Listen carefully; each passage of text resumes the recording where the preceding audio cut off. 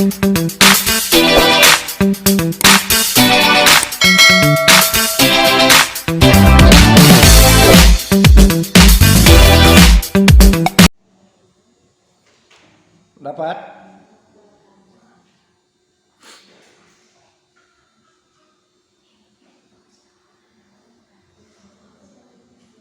Udah dapat belum?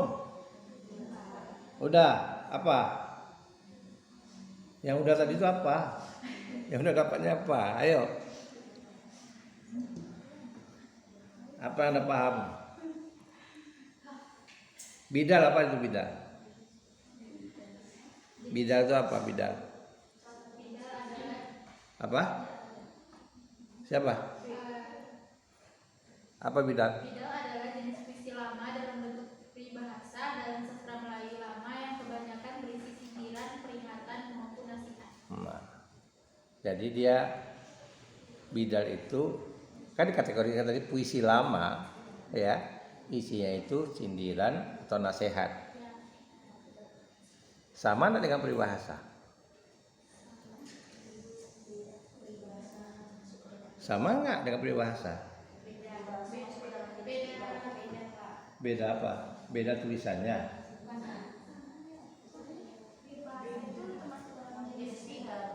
Termasuk dalam jenis bidal. Jadi kalau begitu ada bidal itu jenisnya apa saja? Kalau termasuk jenis bidal, jenis yang lain apa?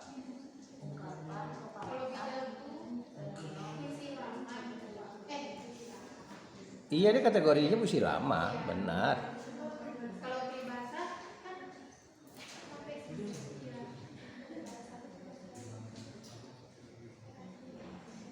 Kalau bedanya di mana bedanya? Mungkin bidal itu sebuah karya, sedangkan peribahasa itu suatu unsur. Suatu unsur. Kayak kan itu peribahasa. Iya. Peribahasa itu kan pengungkapan. Kayak unsurnya itu kayak majas tadi gitu Pak. Sedangkan bidal tadi kan puisi lama. Puisi lama itu buat sebuah karya menurut saya. Majas, majas itu gaya bahasa. Majas itu gaya bahasa. Nah, bidal itu ya ya itu namanya peribahasa. Karena istilah lainnya pertama kali orang taunya di Melayu itu bahasa Melayu namanya bidal. Ya, apakah itu sifatnya nasihat? Apakah itu namanya sindiran? Nah, itu kategorinya itu peribahasa. Peribahasa kan dua kata, ada kata peri dan bahasa. Arti bahasa yang baik, ya, yang baik. Nanti kalau bahasa lainnya bahasa yang halus, ya, bahasa yang halus. Nah, berbeda dengan yang dikatakan tadi. Kalau mau dikatakan pepatah, itu sesuai dengan fungsinya. Tujuannya itu mematahkan kata orang. Jadi fungsinya mematahkan kata orang. Misalnya, ya, dia gak peduli dengan kata orang. Anjing menggonggong kafilah berlalu. Atau tong kosong nyaring bunyinya. Nah, itu fungsinya ketika diungkapkan itu ketika mematahkan orang. Nah, itu yang dikatakan peribahasa.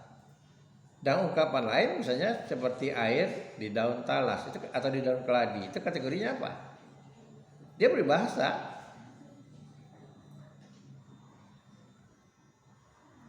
Masuk apa dia?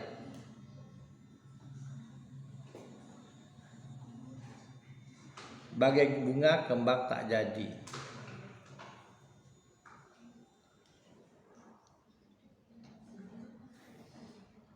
Layu sebelum berkembang.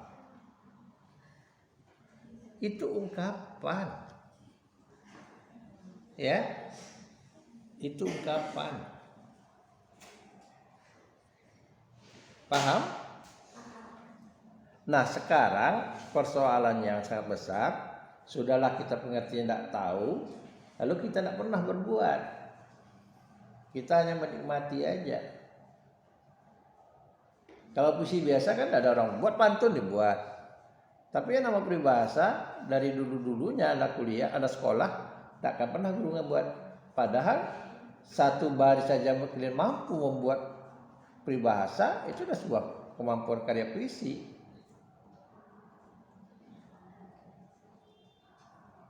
Sudah karya puisi. Cuma kita tidak dilatih membuat karya puisi itu, seolah yang buat itu harus dibuat tuh pantun. Tapi lupa orang.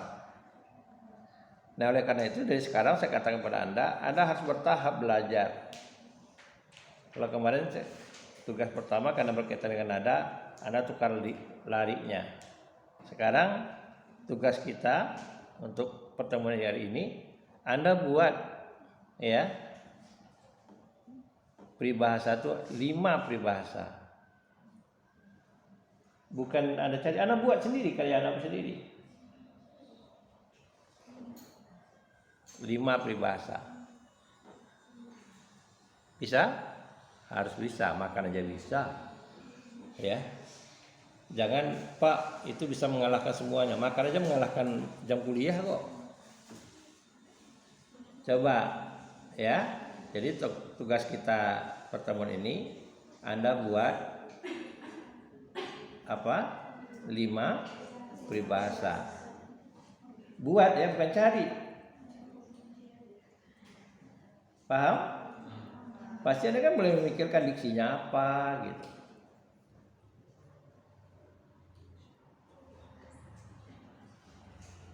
Itu konten kita untuk pertemuan yang kelima ini. Tapi materi kita lanjutkan. Jadi kita bicara tadi puisi 1 baris, ya. Nah, pertemuan kita kali ini kita bicarakan puisi 1 baris dan puisi 2 baris. Coba apa saja kategori puisi 2 baris? Kalau tadi udah tahu tadi kan, 1 baris udah tahu kan? Ada bidal, ada patah, ada ungkapan. Sekarang puisi 2 baris, apa saja puisi 2 baris itu? Yang Anda tahu apa saja? Puisi yang terdiri dari 2 baris. Gurindam. Apa lagi? Seloka. Apa lagi?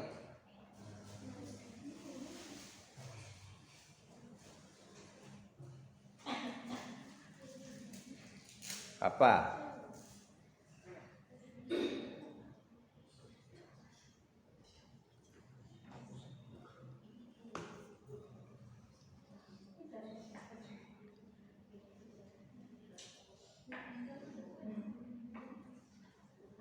Jadi itu mudahkan Anda mengingatnya, cara buat tabel termasuk unsur intrinsik. Anda kalau buat tabelnya gini supaya Anda ingat ya selamanya. Misalnya kita bicara tentang unsur intrinsik nih. Apa saja unsur intrinsik puisi itu, mulai dari tema sampai ke tipografi. Ada tulis di pojok kiri, di pojok kanan itu jenis puisinya. Mulai dari puisi 1 baris sampai ke puisi 14 baris, sampai ke puisi tanpa batas. Ya, tanpa batas itu maksud saya itu puisi bebas, puisi kontemporer. Nah, nanti ada tingkat teli. Ya, tingkat teli. Misalnya rimanya masuk rima AB, misalnya di majelis rimanya, Anda polanya ini tinggal teli-teli aja. Ya, termasuk yang pola Anda buat semua puisi, jenis puisi, nanti buat di atasnya 1 baris, 2 baris, 3 baris sampai 14 baris. Puisi yang terbanyak itu kan 14 baris. Puisi yang polanya ada, namanya soneta. Anda tinggal menteli. Nah, kalau Anda mau, sehingga nanti sampai jadi guru pun Anda ingat. Baik, tadi ada gurindam, ya, ada ngatakan seloka. Apalagi ada karmina. Apalagi distikon. Ya. Ada lihat di konten. Enggak. Distikon itu puisi dikategorikan oleh STA itu puisi baru. Jadi kalau Anda baca teori STA, ada 2 bukunya, ada puisi lama, ada puisi baru. Dia kategorinya puisi baru. Kenapa dikatakan puisi baru? Karena menurut STA itu seolah-olah setelah itu tidak ada lagi puisi baru, puisi yang baru masuk dari luar. Ada beberapa pola puisi baris, mulai dari distikon, terzina, kuatrin, queen, sestep, settima, stanza, terakhir soneta dari Itali. Soneta itu yang 14 baris. Saya ulang lagi, distikon, terzina, kuatrin, queen, sestep, settima, stanza. Itu masuknya ketika zaman Pujangga Baru. Itu rata-rata itu puisi dari luar. Ya. Yang kita tahu ciri khasnya hanya jumlah baris.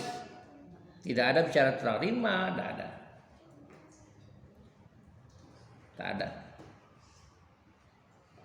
Jadi tadi kalau dimasukkan dengan sloka ada 4. Ya. Ada 4. Jadi ada, tapi peribahasa itu ada yang kategorinya 4 baris, 2 baris. Sudah agak harut candana pula, sudah tahu bertanya pula. Ya.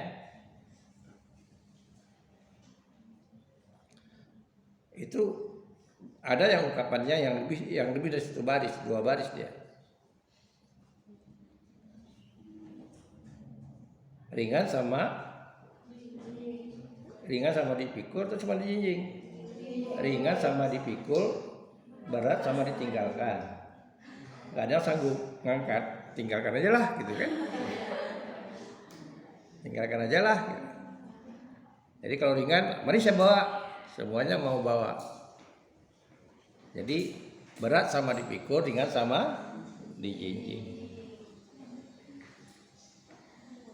Oke, lalu kalau Anda nanti membaca 7 ajarnya Pak Tenas, buku 7 ajar Pak Tenas tebal ya, buku 7 ajar Pak Tenas, itu bukan artinya dia pada satu genre. 7 ajar itu yang berkaitan 7 ajar bukan genre-nya puisi. Ini perlu dipahami. Ada beberapa tahun yang lalu yang mahasiswa salah memahaminya. 7 ajar Pak Tenas itu adalah 7 ajar sama dengan petang larang. Itu nilai-nilai yang atau nasihat yang atau ajaran yang diberikan oleh masyarakat dalam tradisi. Caranya Pak Tenas menyajikannya bisa saja Anda melihat ini kurindam Pak. Karena cara dia menyajikan.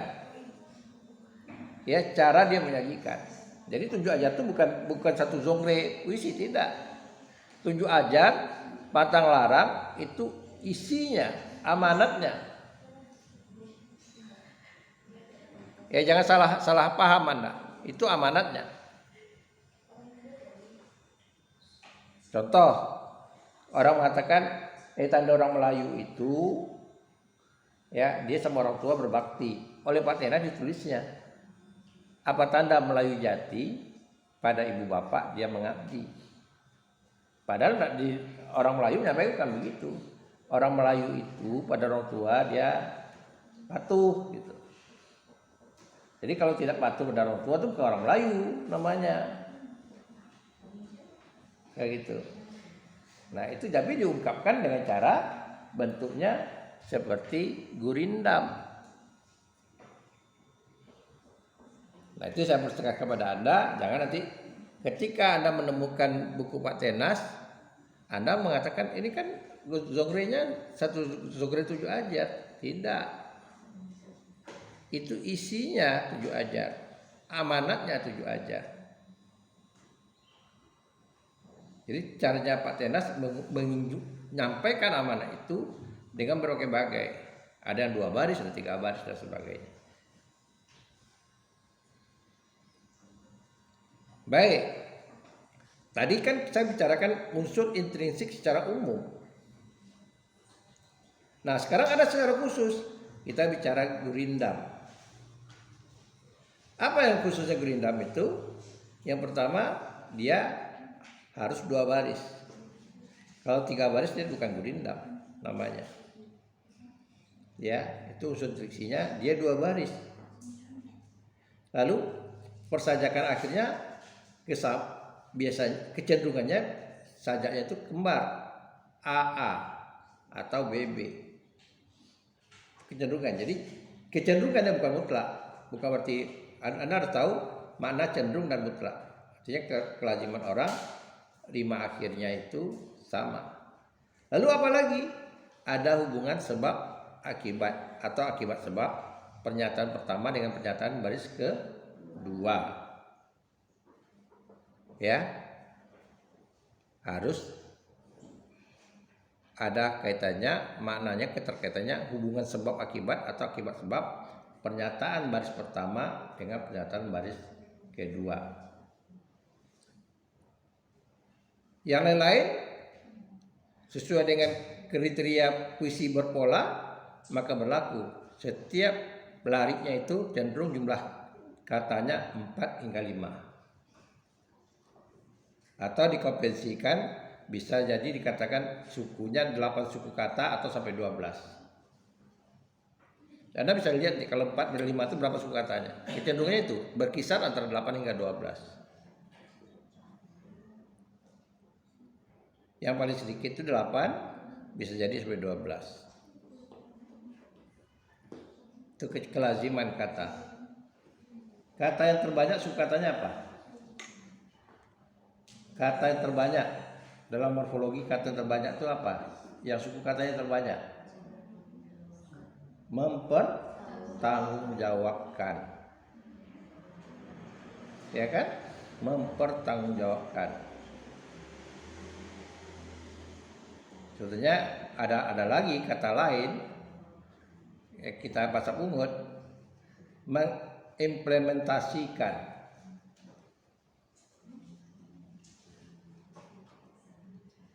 Ya kan? Iya. Tapi orang selalu mengatakan mempertanggungjawabkan itu lebih banyak. Gitu. Paham? Jadi itu yang pertama kita bicarakan bentuk puisi yang 2 baris. Jadi kalau ada yang membuat gurindam, yang perlu Anda pikirkan itu pernyataan baris pertama dengan kedua itu ada keterkaitan sebab akibat atau sebaliknya. Ya. Jadi pernyataan itu atau sebaliknya. Kalau ingin jadi mahasiswa pintar, rajin-rajinlah belajar. Jadi hubungan sebab pintar itu dengan usahanya rajin-rajin belajar. Nah, tetapi saya katakan kepada Anda supaya Anda jangan memegang kaku unsur intrinsik pada gurindam itu, Anda baca Gurindam 12. Karena itu karya agung dianggap abad ke-19, karangan Raja Ali Haji. Itu Anda baca. Ya, Anda baca. Kita ada berapa kelompok? Ada berapa orang? 39 bagi kelompoknya. Bagi kelompoknya. Jadi ada 12 pasal. Bagaimana 12 pasal itu masing-masing kelompok itu bisa membicarakan. Minimal satu kelompok itu 2 pasal. Berarti ada berapa kelompok?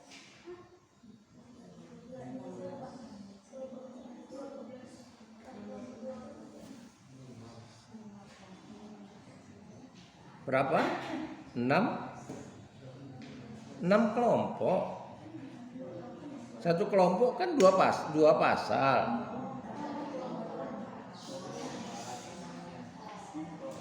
Ya.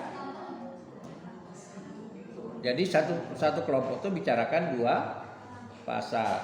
Ada yang mengatakan, Pak, pasal kami banyak kali, Pak. Yang sedikit ngambil, udah mau 3 pasal serah. Tapi kalau mau rata ya masing-masing kelompok itu bicarakan 2 pasal. Nah, saya katakan pasal dia ada yang belum membaca Gurindam 12 mungkin. Gurindam 12 itu bukan berarti 12 gurindam. Pasalnya 12, persoalan yang dibicarakan itu 12. Ya dikelompokkan satu pasal itu bisa 6, bisa lebih. Paham? Nah, jadi pasalnya itu kalau ibarat undang-undang itu babnya dikelompokkan. Topik yang dibicarakan.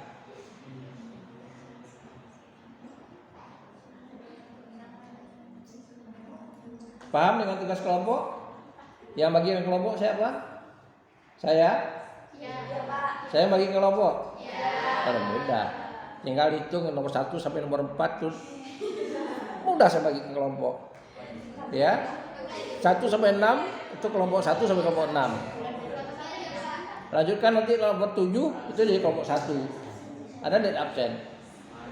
Ya kan? Nomor 7, nomor 8 berarti kelompok 2. Nomor 9 berarti kelompok 3. Balik begitu.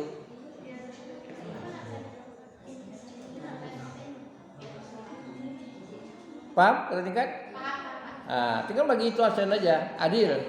Saya nggak tahu nama Anda. Pokoknya urutannya begitu. Dari 1 sampai 6 itu kelompok 1 sampai kelompok 6.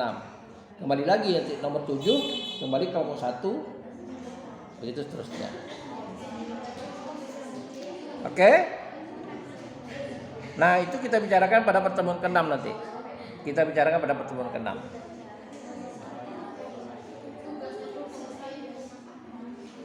Nah, saya mengatakan kepada Anda cari nanti, ya, Anda cari nanti tentang unsur intrinsik gurindam.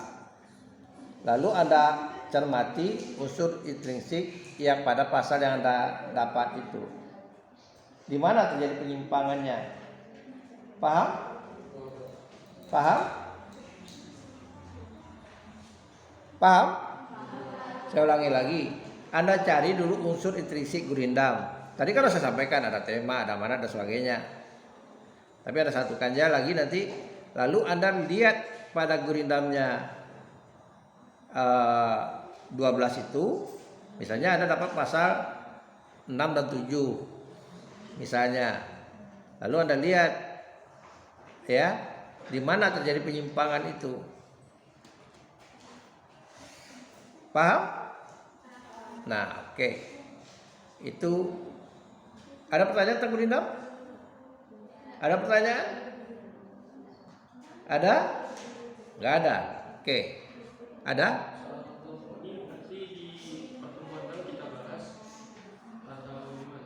Kita bahas tuh gurindam 12. Jadi kami dari sekarang bisa nyari gurindam tentang pasal-pasal Kapan? mulai menuju ke pertemuan 6 nanti. Iyalah. Anda mau janjian di mana terserah Anda. Kami Pak mau diskusi Pak di rumah makan, silahkan.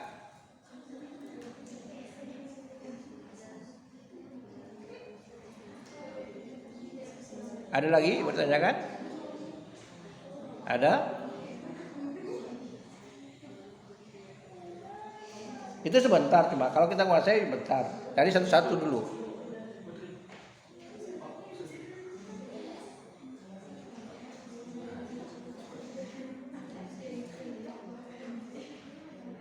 Udah?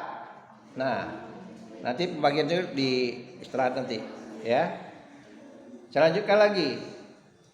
Ada namanya Karmina. Nah, Karmina dikatakan pantun kilat sebetulnya karena dia terdiri dari 2 baris. Nah, kalau kita mau jadikan dia 4 baris, itu terbukti betul dia pantun kilat. Karena setiap barisnya hanya terdiri dari 1 sampai 2 kata. Caranya gimana? Ya kita ubah. Misalnya contoh Karmina itu gendang gendut tali kecapi. Kita jadikan 2 baris. Gendang gendut di atas, tali kecapi baris kedua. Itu jadi sampiran. Lalu isinya apa? Kenyang perut dan senanglah hati. Maka akan muncul tuh rimanya tuh AB-AB. Ya, jadi dikatakan kilat karena satu lari itu tidak terdiri dari 4 kata. Jadi bisa jadi katakan kilat itu karena Karmina itu hanya terdiri dari 2 baris, atau kalau dijadikan 4 baris dia satu lari itu hanya terdiri dari 2 kata.